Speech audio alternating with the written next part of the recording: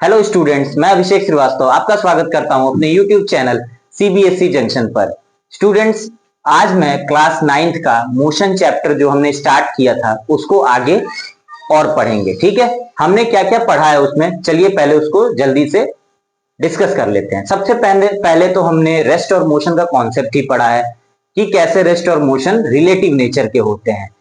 ठीक है, यानी कि वहां हमने पढ़ा था कि रेफरेंस फ्रेम के रेस्पेक्ट में ही मैं किसी बॉडी को रेस्ट या मोशन में बोलूंगा। उसके बाद हमने डिस्टेंस और डिस्प्लेसमेंट के बारे में पढ़ा कि कब मैं किसी बॉडी का डिस्टेंस कैसे कैलकुलेट करूंगा, कैसे मैं उसका डिस्प्लेसमेंट फाइंड आउट करूंगा। उसी में मैंने थोड़ा सा ये भी डिस्कस किया कि कब स्केलर क्वांटिटी क्या होती है, वेक्टर क्वांटिटी क्या होती है। जैसे कि डिस्टेंस स्केलर हो जाता था और डिस्प्लेसमेंट मेरा वेक्टर हो जाता था। ठीक है, फिर मैंने यूनिफॉर्म नॉन यूनिफॉर्म मोशन के बारे में पढ़ा। अच्छा, उससे पहले हाँ, हमने टाइप्स ऑफ मोशन को भी पढ़ा कि कितने तरह के मोशन हो सकते हैं। तो हमने सबसे पहले motion in a straight line पढ़ा, जिसको रेक्टिलिनियर मोशन भी बोलते हैं। सर्कुलर मोशन होता है, रोटेशनल मोशन होता है, डिफरेंट टाइप्स ऑफ मोशंस होते हैं, ये सब हम डिस्कस कर चुके थे।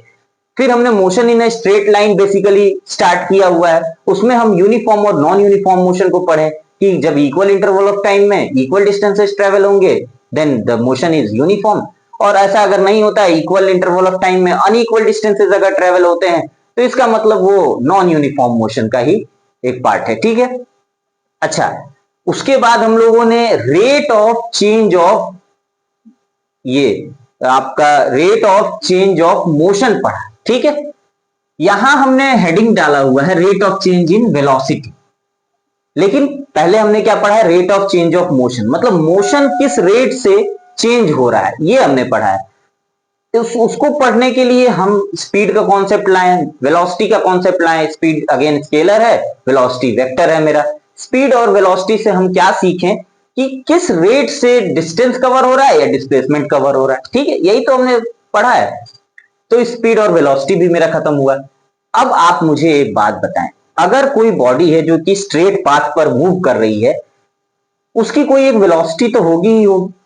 और एक और बात है, जरूरी नहीं कि वो वेलोसिटी थ्रू आउट जर्नी उतनी ही रहे, वेलोसिटी चेंज भी तो हो सकती है। बिल्कुल होती है।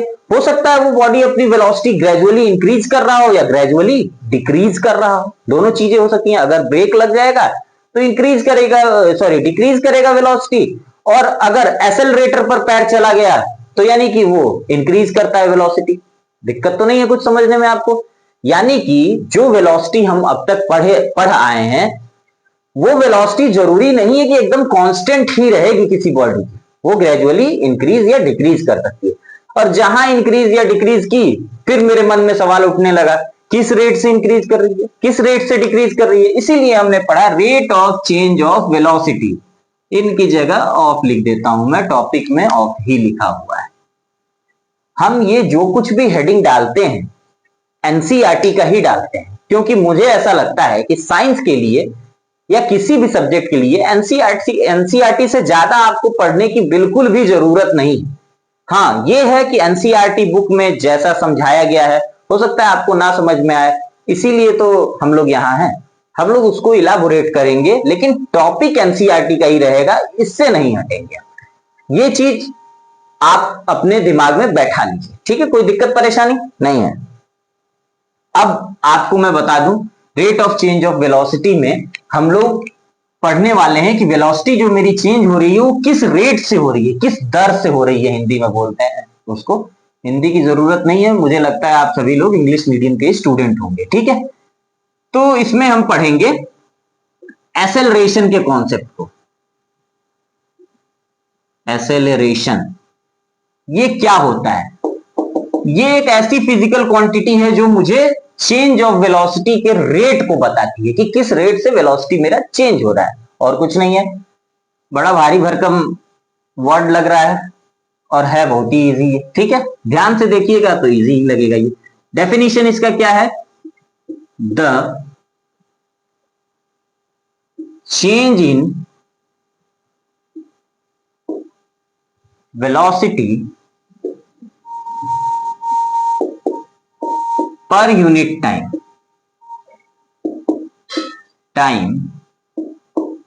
Is acceleration। ऐसे लिख दिया, ये शॉर्ट फॉर्म में एक्सेलरेशन को ऐसे ही शॉर्ट फॉर्म में लिखता हूं। ठीक है, आपको समझने से मतलब है।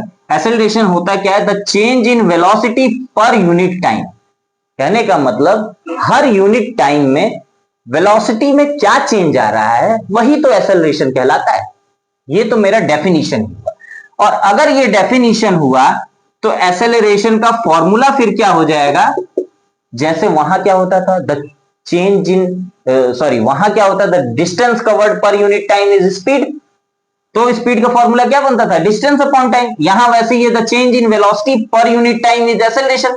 यहां भी पर यूनिट टाइम में पूछा जा रहा है, लेकिन वहां डिस्टेंस डिस्प्लेसमेंट होता था, यहां चेंज इन वेलोसिटी है। तो फॉर्मूला पहले की तरह ही रहेगा, लेकिन थोड़ा सा उसमें फेरबदल ये हो जाएगा कि एक्सेलरेशन का जब हम फॉर्मूला लिखेंगे तो लिखेंगे कि चेंज इन वेलोसिटी जो हुआ है उसको न्यूमरेटर में लिखेंगे, और यहां टाइम टेकन जो है वो मेरा डिनोमिनेटर में हो जाएगा। कोई दिक्कत आपको?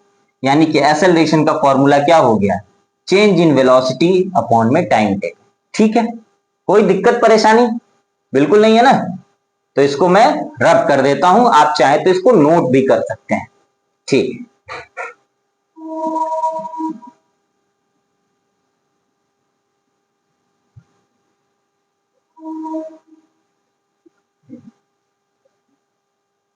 आप एक बात बताइए,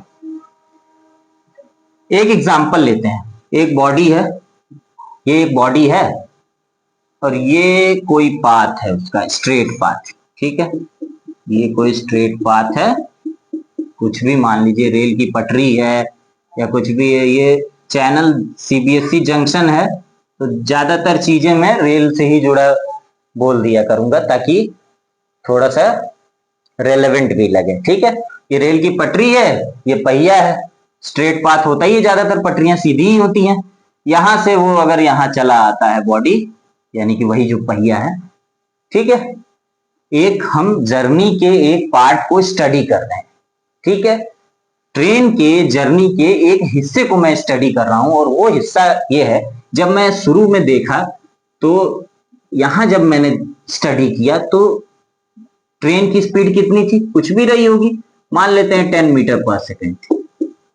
एक सेकंड में 10 मीटर की का डिस्प्लेसमेंट उसका हो रहा है, वेलोसिटी। फिर एक्सेलरेट किया, यहां पर उसकी वेलोसिटी हो जा रही है 12 मीटर पर सेकेंड। यहां 12 मीटर पर सेकेंड हुआ, यहां से यहां ये पहुंच गया, कुछ समय तो बीता ही होगा। टाइम मैं मान लेता हूं कि टाइम मुझे लगा 2 सेकेंड्स। ठीक है, 2 सेकेंड लगा 10 मीटर पर सेकेंड से 12 मीटर पर सेकेंड की वेलोसिटी हो गई। इसकी वेलोसिटी कांस्टेंट है, यहां आप देखिए कांस्टेंट तो है नहीं, यहां 10 है वहां 12 हो जा रही है, यानी कि वेलोसिटी मेरी बढ़ी है, यानी कि वेलोसिटी में चेंज आया है। और जब वेलोसिटी में चेंज आया है तो पक्का है कि एक्सेलरेशन हुआ ही है। ठीक है, तो एक्सेलरेशन का जो फॉर्मूला होता था वो ये होता था, अगेन मैं लिख दे रहा हूं, change in velocity upon time. और चेंज इन वेलोसिटी यहां निकालना होगा मुझे, तो इसको माइनस करूंगा। अच्छा, उससे पहले मैं बता देता हूं, चेंज बताना होगा जब भी मुझे, तो मुझे फाइनल जो वेलोसिटी होगी, ये फाइनल वेलोसिटी है ना, बाद की वेलोसिटी को क्या बोलते हैं? Final velocity. शुरू की वेलोसिटी को क्या बोलते हैं? Initial velocity. तो जो फाइनल वेलोसिटी होती है उसको हमने सिंबॉलिकली v नाम दे रखा है, और जो इनिशियल वेलोसिटी होती है उसको सिंबॉलिकली हमने u नाम दे रखा है। तो आप खुद ही बताइए, एक्सेलरेशन को अगर मैं a कहूं तो उस फॉर्मूले से मैं ये लिख सकता हूं कि नहीं, v माइनस यू अपॉन में t, a का फॉर्मूला। क्यों? v क्या है? फाइनल वेलोसिटी, u क्या है? Initial velocity. Final minus initial करेंगे तो चेंज ही तो निकलेगा। बाद में जो वेलोसिटी है उसमें से अगर मैं पहले वाले प्रीवियस वेलोसिटी को अगर मैं माइनस कर दूं, सब्ट्रैक्ट कर दूं, तो क्या निकलेगा? चेंज ही तो निकलेगा। कोई दिक्कत परेशानी नहीं होनी चाहिए। ठीक है, अब आप देखिए, a is equals to v minus u upon t हो गया। अब यहां क्या है? u की वैल्यू क्या है? 10 मीटर पर सेकेंड। v की वैल्यू यहां दी ही हुई है, आप यूज कर सकते हैं 12 माइनस 10 अपॉन में 2। ये आपका मीटर पर सेकंड स्क्वायर आएगा, ये यूनिट होता है एक्सेलरेशन का। अभी मैं बता दूंगा कि एक्सेलरेशन का यूनिट इतना क्यों होता है, फिलहाल आप बस देखिए। देख रहे हैं, यहां ये निकल करके आएगा 2/2 मीटर पर सेकंड स्क्वायर, यानी कि ये 1 मीटर पर सेकंड स्क्वायर आ जाएगा। कोई दिक्कत परेशानी नहीं है। उधर मैं लिख दिया हूं, इधर हो सकता है स्क्रीन पर आ ना रहा। ठीक है, यहां मैं लिख देता हूं इसको 2/2 मीटर पर सेकंड स्क्वायर, यानी कि 1 मीटर पर सेकंड स्क्वायर। अब स्क्रीन पर आ रहा होगा। कोई दिक्कत परेशानी नहीं है ना। चेंज इन वेलोसिटी हमने निकाला, अपॉन टाइम किया, आंसर आया 1 मीटर पर सेकंड स्क्वायर। इसका मतलब कि ये जो बॉडी मूव कर रही थी, इसने एसेलरेट किया है, इसका एसेलरेशन हुआ है। और कितना एसेलरेशन रहा है इस यहां से यहां जाने में, एसेलरेशन हुआ है उसका 1 मीटर पर सेकंड स्क्वायर का। कहने का मतलब हर सेकंड उसने 1 मीटर पर सेकंड की वेलोसिटी गेन की है। ध्यान दीजिए मैं क्या बोल रहा हूं, इसका मतलब हर सेकंड उसने 1 मीटर पर सेकंड की वेलोसिटी गेन की है, यानी कि इंक्रीज कराई है। कोई दिक्कत परेशानी नहीं है ना। चलिए थोड़ा सा मैं ये बता देता हूं कि इसका एसआई यूनिट क्या होता है और वो कहां से आया। एग्जाम्पल से ये कुछ क्लियर हुआ होगा एक्सेलरेशन वाली बात। एक मैं एग्जाम्पल और लूंगा एक्सेलरेशन का, इसको मैं रब कर देता हूं।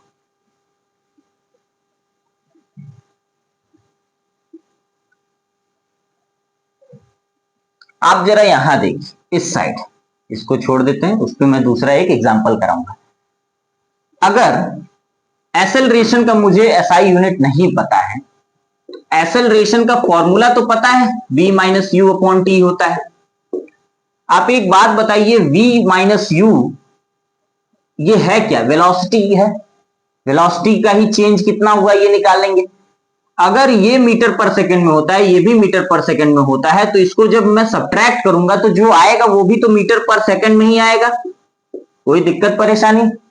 और टाइम की का ऐसा यूनिट क्या होता है, सेकंड होता है। तो यही तो हुआ। अब इसको जब आप सॉल्व करेंगे तो मीटर ऊपर ही रह जाएगा, ये अपॉन में सेकंड यहां और एक सेकंड यहां का हो क्या जाएगा, मीटर पर सेकंड स्क्वायर, यानी कि मीटर पर सेकंड स्क्वायर। इसी को कुछ लोग मीटर पर सेकंड ऐसे भी लिखते हैं। ठीक है, यही आपका है एसआई यूनिट। ठीक है, ये आपका क्या है, एसआई यूनिट है। बात समझ रहे हैं, यही मीटर पर सेकंड स्क्वायर बोलिए या ऐसे। ये यहां अगर माइनस में लिख देता हूं तो उसका मतलब होता है कि ये अपॉन वाला साइन में हटा सकता हूं। ये सब मैथमेटिकल चीजें हैं, वो आप मैथ की क्लासेस में धीरे धीरे सीख जाएंगे। ठीक है, आप ऐसे ही लिखिए मीटर पर सेकंड स्क्वायर। ठीक है, कोई बात नहीं। ऐसा यूनिट क्या हुआ, मीटर पर सेकंड स्क्वायर हुआ। क्यों हुआ ये मैं बता दिया, क्योंकि यहां मीटर पर सेकंड था, यहां सेकंड था, ये सॉल्व हुआ, मीटर पर सेकंड स्क्वायर आया। उसी को मैं इस तरीके से भी लिख सकता हूं। ऐसा यूनिट आपका क्लियर हो गया। ठीक है, एक्सेलरेशन का ऐसा यूनिट क्या होता है फिर बताइए, मीटर पर सेकंड स्क्वायर। ठीक है, कोई दिक्कत परेशानी नहीं है ना। चलिए मैं इसको रब कर देता हूं। अब हम एक एग्जांपल और लेंगे एक्सेलरेशन को समझने के लिए, इसको मैं रब कर रहा हूं।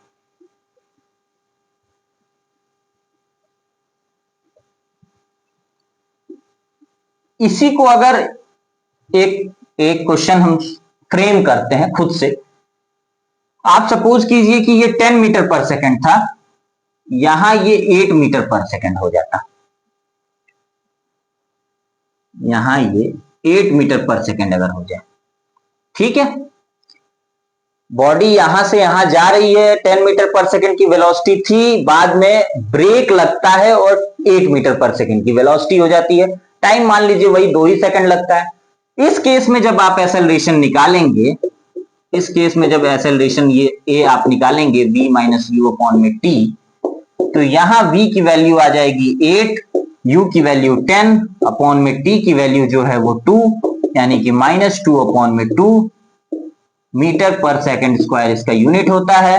क्यों होता है बता दिया है हमने, यानी कि -1 मीटर पर सेकंड स्क्वायर इसका आंसर है।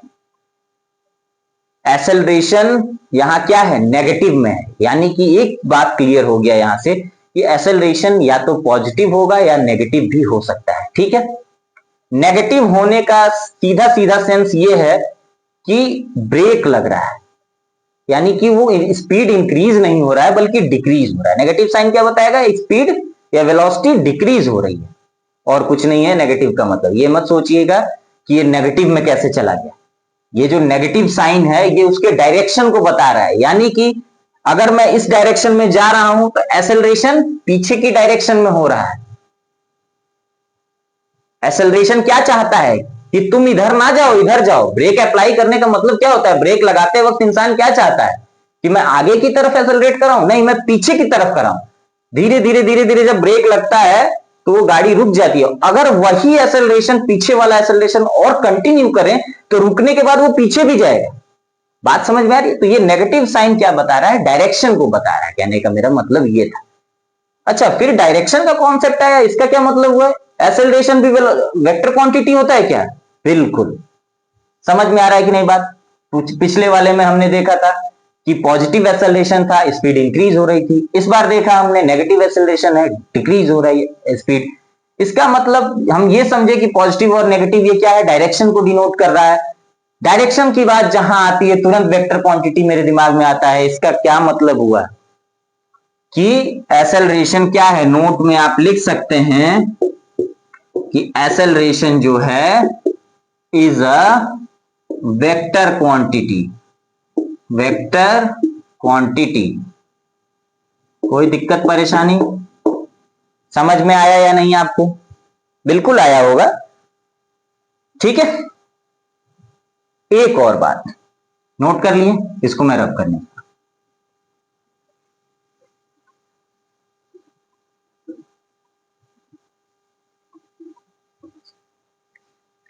एक और चीज आप नोट कर लीजिए, ये तो आप समझ गए कि एक्सेलरेशन कभी कभी नेगेटिव भी हो सकता है, और अगर नेगेटिव होता है एक्सेलरेशन तो उसका एक अलग से नाम भी है, थोड़ा स्पेशल टाइप का वो एक्सेलरेशन हो जाता है। इसलिए उसका एक अलग से नाम जो है वो ये है retardation. Negative acceleration is called retardation. Retardation यानी कि अभी जो हमने पढ़ा था, ये सॉरी एग्जाम्पल में देखा, आंसर आया मेरा -1 मीटर पर सेकेंड स्क्वायर, तो वहां मैं बोल सकता हूं कि 1 मीटर पर सेकेंड स्क्वायर रिटार्डेशन है। अगर मैं नेगेटिव साइन हटा करके बात करना चाहूं तो अगर मैं इतना बोल दूं कि 1 मीटर पर सेकेंड स्क्वायर रिटार्डेशन अगर बोल दिया तो इसका मतलब ही हो गया कि -1 मीटर पर सेकेंड स्क्वायर एक्सेलरेशन की बातें की जा रही, क्योंकि रिटार्डेशन अपने आप में माइनस साइन कंटेन किया हुआ रहेगा। कोई दिक्कत परेशानी नहीं है ना?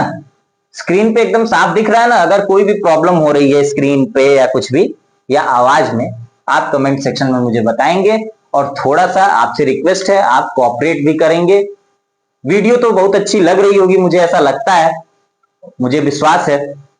आप इसे लाइक तो करें ही करें, शेयर खूब करें, क्योंकि अभी भी ऑडियंस जो है वो पूरी तरीके से स्टूडेंट्स के बीच ये वीडियो पहुंच नहीं रहा है। ये आपकी जिम्मेदारी है, आप इसे स्टूडेंट्स के बीच में पहुंचाएं। ठीक है, आपको एक्सेलरेशन का कॉन्सेप्ट समझ में आया या नहीं? मुझे लगता है बिल्कुल समझ आया होगा। एक्सेलरेशन क्या होता है, rate of change of velocity को डिफाइन करता है। एक्सेलरेशन निकलता, उसकी डेफिनेशन क्या होती है, द रेट ऑफ चेंज, ये the change in velocity per unit time is acceleration, ये होता है। फिर हमने फॉर्मूला देखा, फॉर्मूला पे 2 क्वेश्चन किए, साथ ही साथ हमने एसआई यूनिट भी क्लियर कर लिया। फिर हमने देखा कि ये वेक्टर क्वांटिटी होती है। अच्छा, फिर एक नेगेटिव एक्सेलरेशन का भी कॉन्सेप्ट हमने दिमाग में रखा हुआ है कि नेगेटिव एक्सेलरेशन को रिटार्डेशन कहते हैं। इतनी बातें क्लियर हुई या नहीं हुई? मेरे ख्याल से हो गई होंगी। अब हम आगे क्या पढ़ेंगे? अब हम आगे वैसे बॉडीज का मोशन डिस्कस करेंगे जो बॉडीज एक्सेलरेट तो हो रही हैं लेकिन through out journey uniformly accelerate हो रही हैं। अब ये यूनिफॉर्मली एक्सेलरेट का मतलब क्या होता है? कहने का मतलब बॉडी अपनी स्पीड तो चेंज कर रही है, लेकिन ऐसा नहीं है कि कुछ दूरी तक मेरा 1 मीटर पर सेकेंड स्क्वायर का एक्सेलरेशन होगा, आगे के जर्नी में 2 मीटर पर सेकेंड का स्क्वायर का एक्सेलरेशन हो जाए। वैसे वाले बॉडीज का हम मोशन नहीं पढ़ रहे हैं, हम वैसे बॉडीज का मोशन पढ़ेंगे जिसमें through out the journey body का एक कांस्टेंट एक्सेलरेशन है, वो चाहे जो भी, यानी कि now we will discuss about the motion of a body which is uniformly accelerated. Accelerate कर रही है लेकिन यूनिफॉर्म वे में कर रही है, मतलब डिफरेंट डिफरेंट एक्सेलरेशन उसके नहीं होंगे। The acceleration will be constant through out the journey. ठीक है, वैसे यूनिफॉर्मली एक्सेलरेटेड बॉडीज के मोशन को हम लोग डिस्कस करेंगे, और आगे वैसे यूनिफॉर्मली एक्सेलरेटेड बॉडीज के मोशन का एवरेज वेलोसिटी क्या होगा ये पढ़ेंगे। फिर हम पढ़ेंगे कुछ equations of motions of a uniformly accelerated body. उसके बाद से हम ग्राफ्स पढ़ेंगे, और ग्राफ के बाद से थोड़ा बहुत और मोशन का कुछ पार्ट रह जाएगा, और इस चैप्टर को हम खत्म करेंगे। ठीक है, कोई दिक्कत है? कोई दिक्कत नहीं होगी आपको। आप बार बार वीडियोस को देखते रहिए और चैनल को सब्सक्राइब कीजिए। Thank you so much. जय हिंद।